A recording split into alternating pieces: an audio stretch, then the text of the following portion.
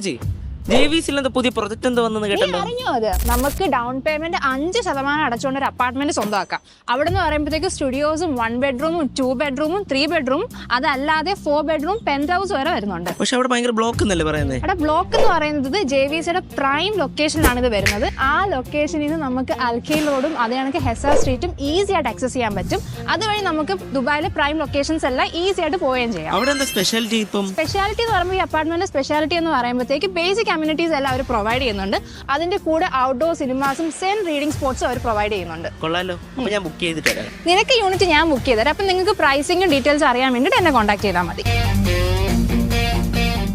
ഇത് ചേച്ചി JVC പുതിയ പ്രൊജക്ട് എന്താ വന്നെന്ന് കേട്ടല്ലോ. അറിഞ്ഞോ അത് നമുക്ക് ഡൗൺ പേയ്മെന്റ് 5% അടച്ചുകൊണ്ട് ഒരു അപ്പാർട്ട്മെന്റ് സ്വന്തമാക്കാം.